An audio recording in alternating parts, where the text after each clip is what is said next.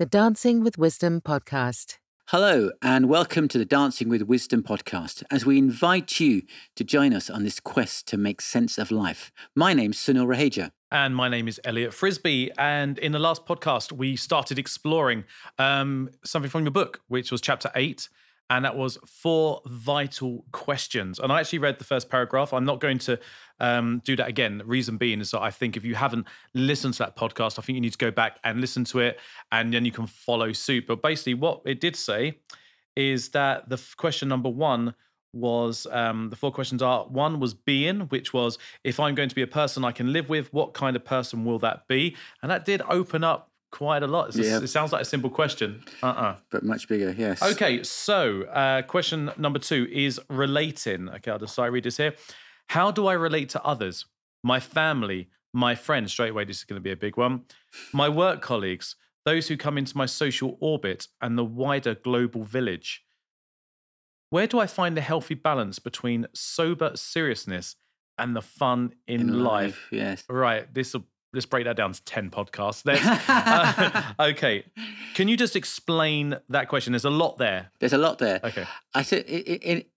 I'd start off by saying is that life only makes sense in terms of relationship, that where so much enjoyment and fun comes from relationship. So, for example, what number podcast is this again? I think what number 11 or whatever. 12, I think? 11 or 12, whatever we are. Yeah. It's been great fun to do this with you. Yeah. It's so much fun to do it with you rather than to do this by myself. I mean, I don't know how I done it by myself. Anyway, but the point is that life makes sense and it's fun in relationship. Yeah. And isn't it fun? We're having fun, but also learning, gaining. I'm gaining so much from doing this. Yes. Just by being here. But there's the other opposite. Because if we didn't get on and we were fighting with each other, that would cause a huge headache as well. So when relationships go well, they're a source of great joy and excitement and fun. When they go badly, then they can cause just as much heartache and negative feelings in the other direction. Yeah. So yeah, and that makes sense particularly when you're saying my family, my friends, my work colleagues, those who come into my social orbit and the wider global village. Well, again, I mean, that's in a sense one of the consequences of technology, isn't it now? Is that following COVID as well, we can now communicate, and we do so much through Zoom and relationships with people who we would, on the other side of the world, who we would never speak to. I remember when I was growing up, if you wanted to make a phone call to India in the 1970s, early 1970s, it would cost you maybe a week's wages to do that. It was for a 2 or 3 minute call. Now you can talk to somebody on the other side of the world for hours and it wouldn't cost you anything if you did it on WhatsApp or Zoom. So how do we, in a sense, of manage the relationships that we've got? As well as the other fascinating thing I think about relationships is they actually reveal a lot about ourselves, as much about ourselves as they do about the other person. And there's this lovely story that I don't know where it's from, but it's about a wise man traveling, say between town A and town B. So he's going from town A to town B. And on his way, he meets somebody coming from town B to town A. And the wise man says to him, the man who's traveling in the other direction asks the wise man, I'm coming from town B, going to town A.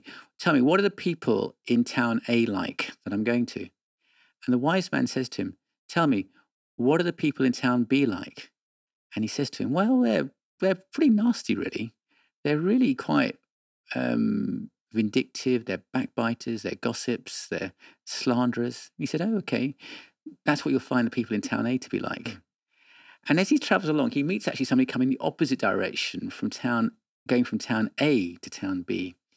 And that man asked him the same question. What are the people in town B like? And he says to him, well, what are the people in town A that you're coming from? What are they like? He says, well, actually, they're civil, they're kind-hearted, they're good-natured, they're trustworthy, they're genuine. He said, that's what you're going to find people in town B like. So what's fascinating about that story is that our relationships actually reveal a lot about ourselves and the way that and that's partly walking with wisdom. I'm not talking about, in a sense, going to the other extreme, being completely gullible or being completely cynical. I'm saying realize that it takes 2 to tango, as the phrase goes. Okay, but what about, so let me just ask you a very simple question here. And that is, what is a healthy balance? You say here, where do I find a healthy balance between sober seriousness and the fun in life? Okay, Yeah. so we'll come to fun in life another time, but what's a healthy balance? Well, the thing is that relationships are important, and the way we relate and affect each other is really important. But I can't treat everybody the same.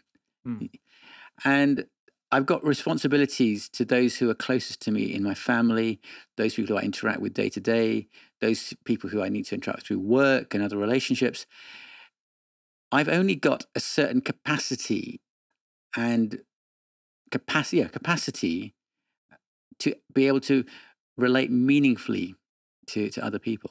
So, for example, I do coaching, and I do that can be quite intense. But what I realize is that I can only work with a small number of people if I'm able to feel that I can actually give them of my best. And in a way, that's why we're doing the podcast. That's why we've got the book. That's why we've got other resources, because that way I feel I can get the message of wisdom out to far more people in far more ways than I personally could do by myself. So let's go to them one by one. So what about friends? Let's talk about friends here. Mm-hmm. Okay, so the balance within friends. All right, so let's just say, how do I relate to others, my family, my friends, my work colleagues? So what are we saying there? What are you saying there? A number of things. We live in a world where everybody talks about how busy they are, and it's true. We've got lots of priorities. We've got lots of things pressing on our time and attention. And if you think about it, ultimately, I believe life is based on relationship and on friendship.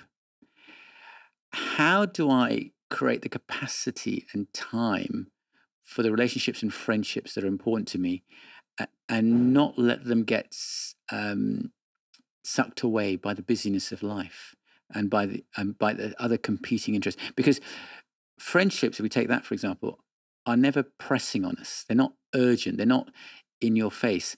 But relationships take time. Well, I think that I think that some might argue that a friendship is a relationship, and I think But that it is, yeah. And I think that friendships have got lazy. Yes. I mentioned this to you previously on and off camera, that friendships nowadays, someone might class that as sending you a message on Facebook. On Well, Facebook. you're a Facebook friend. I mean, that's right. A couple of Facebook stories. So I remember the first time I had a Facebook, it was over 3,000 people. In hindsight, I wish I'd kind of kept them and transferred them, but I had 3,000 people. And then all these messages were pinging up. They'd ping up at the bottom, are you ignoring me? Why aren't you talking to me? And I'm thinking, and I used to go out performing a lot. So it was a case where all those people had obviously seen me and latched on to the Facebook. I was like, I don't even know you. And then one day I just thought, right, I'm just going to close it down. I closed down my Facebook, opened up an alternative under a different name. Now I've got the Monking Up page and my own personal brand page and that. But the thing is that that wasn't friendship. They're not friends. But then now I've got some really close friends who will say, I'll ping up, why are you ignoring my messages? Well, what do you mean? What do you mean? Oh, I sent you something on Messenger. I don't know. I haven't got time just to sit down checking Messenger all day. I'm trying to run a company and be a good parent and husband. Yes. But I think to myself, hang on, suddenly, is that a relationship? How are we still friends? Because a friendship, surely, why didn't you pick up the phone just to ask me how it is? I counted, and I ask you guys listening to this, have a little think. And in the past month, 2 months, how many people have just called you just to see how you are? Yes. That's right. Because that's a friendship. That's right. And that's one of the big challenges, I think, as well, because a lot of our relationships have become, the phrase is transactional. So I will only interact with you and relate to you if I want something from you. If I don't want anything from you, I'm not going to relate to you. Well, but I feel like I should just finish this off as well, that my wife flagged me on this. We talk about our wives a lot, and they seem to be the ladies of wisdom. But she said, well, how can you expect them to do that if you're not doing it yourself? Yeah. That's what I mean? That's a wise comment. Very wise comment. Yeah. So what I did was I counted that, and I messaged them all and said, right, hey guys, this is what's going to happen. I didn't message them. I called them. I said, it's unexcusable that we don't talk. So every month, once a month, we're going to have a Zoom chat. face to face, and we're going to tell each other how it's going. That's brilliant. And you know what's triggering a thought in my own mind is that what you're doing is actually I don't know if it's too grand a word to use. I have to think about this more, but I'll put it out there. What you helped me do is we're going to put it out in the imperfection, and I would need to do more thinking about it. But I would say, are you actually creating a covenantal relationship there? How do you mean? Sorry. Well, what you're doing is you're putting a commitment in there. So we guys are going to commit to interact with each other once a month.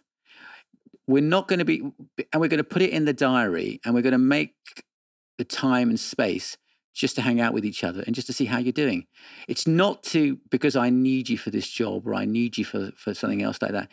It's just because the relationship is important. And relationship's important, but also, and everyone listening to this as well will have them, well, you're holding something. Everyone's holding something. You'll hold something, Sunil, that I don't know about. Okay? But if you've got a friendship and I can say, and we will say, right, every month we're going to Zoom, Sunil. And I say, how's it going, mate? Yes. Between you and I, how's it going? How's things? Yeah. You say, well, do you know what? There's something on my mind. That's great. So you do coaching. Yes. Yeah? People would do that to you. Yes. They come to you. I'm part of, I told you, the Bigger, Bolder, Better entrepreneur thing. And it's a case where I can go to them and say, do you know what? It's all going great, but, but that's just on a kind of work level. But if you imagine having it on an emotional level, you can say, do you know what? This is really concerning me. Yes. Well, you need to have safe people. The key thing to mention about that is you need to have safe people to do that with. And because there are some people who, if you try to be vulnerable with, it could go quite badly wrong. Yes. And so you've got to be secure and strong in the relationship. And if it's a group, that the other people in that group are secure enough in their relationship with each other as well, like that. But doesn't that go to, because you're saying it relate to others, doesn't that also go down to who your friends actually are? So we talked about the Facebook, and there could be thousands of people on there, and they may be your followers, and they may be, you may care about them, but which we do. But at the end of the day, but you haven't got the capacity. I think there's something called the Dunbar number, which says I think you can only relate to a maximum of 150 people meaningfully. Once you go past 150, it's just not possible to keep up. Well, that's more than I thought it would be, because I was saying usually you can count who your true friends are. On these hands. Oh yeah, that's right. Yeah, that's right. And people I can truly trust. Yes. And I can think of someone right now who was actually a drummer in a band I was in years and years and years ago. A long time, 22 years ago. And when I first turned pro, and it was a case where, and I think of him now, and I think, do you know what? I haven't spoken to him in absolutely ages, but I know I can call that guy. Yes, and you just carry on. You just carry on where you left off. Yeah, and they're the real friends. And I think that my point, maybe it's a long-winded way around to get to it. They're the ones you need to invest your time into. Yeah, I mean, well, that's right. Yeah, I mean, the other way I've heard of it put is that you have friends for a reason, so that maybe life has brought you together through work or through circumstances. Friends for a season because you're in a particular stage of life, and friends for a lifetime. And it's important to understand, and not everybody can be a friend for a lifetime, but we are going to interact with a whole variety, and even more so through technology. And there are things we can learn and help each other with on that journey that we're going on with. So what we're saying here, am I right, Sunil, correct me if I'm wrong, is saying that we can be, if we invest ourselves into those that are meaningful to us, there is wisdom to be learned through those meaningful conversations, because they will give us a genuine, honest feedback and conversation where it's real and true. It's not hidden behind a screen. And would that then, if I'm right or wrong, would that also cross over into family as well? Or is that separate? Yeah, I suppose what I'm trying to say is we think of concentric circles. It's moving outwards, isn't it? So starting off with your spouse and children and going outward from there. That's key, and making sure that you're fulfilling your obligations and your responsibilities and duties going outward. That's really key. So obligations and duties. In terms of relating, yeah. Okay, I see. So what is being wise within those relationships? So what is wisdom within those relationships? So in a 2021, in a very during COVID technical time, what is being wise? It's simple things like there's only one person in the world who can who can be the husband to your wife. There's only one person in the world who can be a parent to your children. And so that's the sober seriousness, realizing that there might be other relationships that are more interesting and stimulating and exciting outside, but only you can fulfill those relationships. Similarly, there's only one, relationship with being a son or a brother, or it's understanding those relationships, and then from that foundation, I believe God will bring other people into your life who you'll have a unique calling to help and support as well. Interesting. So a couple of things which really stood out for me there, which from what you said was, one is sort of acknowledgement to what your role is and what the priorities are. And secondly, you're saying about God will provide other meaningful people, which I truly believe that as well. But for those listening who may have a hard time dealing with that other people may describe that as the law of attraction. Yeah, maybe. You choose what you want to describe. Yeah, you choose to describe it as, but yes, godly, very much so. And it's a case where that's right. When, and I'm a big believer in this, when you are acknowledging and going down a positive path, a wise path, you will find yourself attracting, whether it's a case where you're more open to acknowledging and seeing it. Yes. Yeah. But those things will be put in your way. And it goes back to your story about the town A, town B. Yes. You see, and which is what, how do you want it to look? What is ahead of you? Make your choice. You get to make a choice. And so there is that balance there. I mean, the other thing is that people are complex as well. The other thing we've got to add on here. There's a guy called Henry Cloud who's a psychologist who what he's done is, and he's got it from Proverbs. He describes three kind of people: the wise, the foolish, and the evil. And I think it's a fascinating way to describe them. And I've got that in the book. But in summary, in sort of brief summary, a wise person is you give them feedback, and they listen and they take it on board, and they try and look for the truth in what you're saying, and they adjust their behavior to the feedback you're giving, assuming that obviously it's appropriate and helpful. A foolish person, you give them feedback about their behavior, and they're never responsible. It's always somebody else's fault. They're late because there was too much traffic. Donald Trump. Sorry. That just came out there. Sorry. That just came out. There are certain people who are very quick to blame others, but who never take responsibility for their actions, who always say it's somebody else. And that the Bible describes as foolishness. And the way you deal with a foolish person is that there have to be consequences, because they never want to take responsibility for their actions. So you have to say there are consequences from what you're doing. So I'm going to go back to the relationships here with family and friends. Yes. They will know that person is being like that, but they need to have the courage to stand up and say that to those people, because they are the voice which will actually be heard. Yeah, and that may be wisdom. I mean, I just add, actually, although they're wise, foolish, and evil, that all of us have elements of that in us. And in certain contexts, we can behave foolishly or wisely, depending on the context as well. Yeah. It's a topic which I think we should actually cover individually as its own separate podcast. But within this, I can't help but bring up the word forgiveness. Because within how you relate to others I feel like relating to others equals reacting to what others may say to you. And then you've got equals choice. Yeah. Question mark, So it's a case of how you got a choice of how they reacting. Now, often those people may speak to you a certain way because they feel they can, because you take it on the ones you love.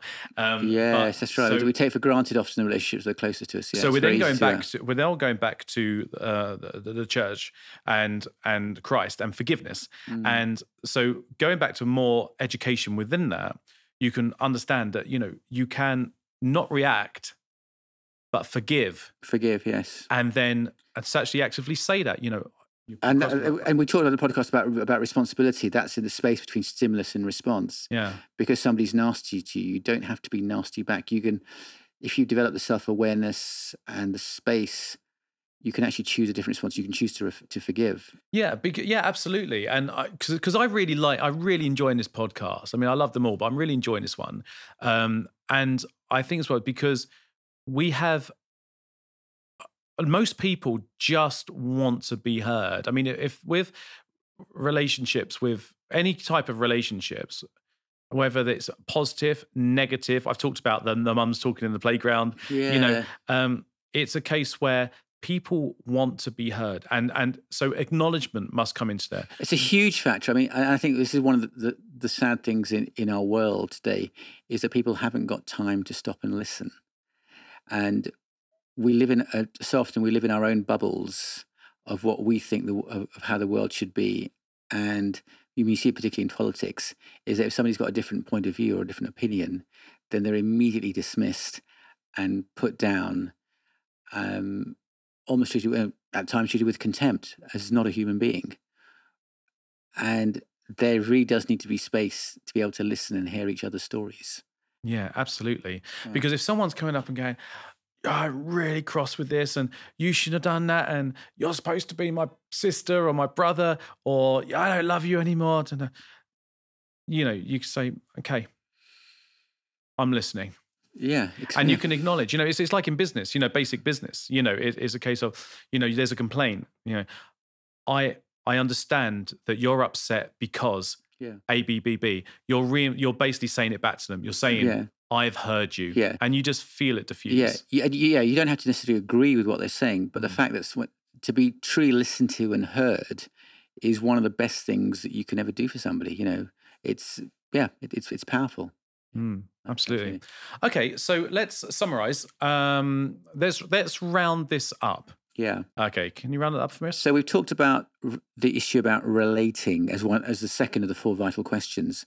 And what we've really said is that relationships are intrinsic to life. Relationships are what make life enjoyable and meaningful, but also can be the source of great frustration and pain. So they've got great potential both ways. And particularly in our complex world where now we can communicate across oceans and across cyberspace, we've got to really work out getting the right balance of the relationships that we have responsibility for and giving them the priority and time that they deserve and need, as well as being open to other relationships and looking at ways that we can make a difference in the world that we're a part of. And so often the relationships are a reflection of who we are than the other person, because other people bring out stuff in us, maybe from our past or our background, that are more to do with us than they are to do with them. Yeah, well put, Sunil. I would love to hear people's opinions on this one, positive and negative. And if it was a negative, were you able to turn it around to a positive? Or explain why. I mean, I think I mean, by all means, you can put negative comments, but I think in a way that's respectful and polite and helps us to learn and because in a sense, this is what the quest of wisdom is about. It's not to say, again, I'm very flattered that you call me a teacher, but in a sense, I'm teaching because I've written the book, but I'm learning as well. I'm a student, and I'm very acutely aware that I'm on this quest as well. But wasn't it once that was it this podcast or previous podcast where you said that the people with the knowledge, would only acknowledge that they're about less than 1%. That's right. Well, less than 1%, yeah. So, but hopefully it can help other people on the way. And it will. Absolutely. But do let us know your opinions. If you're watching on YouTube, then do please leave your comments below. Let us know your thoughts. Really appreciate a subscribe and a thumbs up and a nice positive comment. Tell your friends. And of course, if you're listening to the podcast, please leave us a nice comment and give us a 5-star rating so other people can join in and enjoy this quest for wisdom as well. Sunil, how can people get hold of you? And you can get hold of us at drsunil.com is the website. And they get directly through to you, of course. Yeah. And of course, you can get hold of me, Elliott Frisby, at elliott@monkeynut.uk.com or via the Facebook Monkey Nut Audiobook Facebook and Instagram site. Sunil, really enjoyed today. Thank you so much. Thank you. You've been listening to the Dancing with Wisdom podcast, presented by Sunil Rahija and Elliott Frisby. For details on the Dancing with Wisdom book and its accompanying workbook, please visit drsunil.com. If you know someone who would enjoy this podcast, then please share it, give it a thumbs up on YouTube, and help it to grow by giving it a nice review. Life's challenges can diminish, define, or develop you. Which one will it be? Make sure you hunger for the wise one. The choice is yours.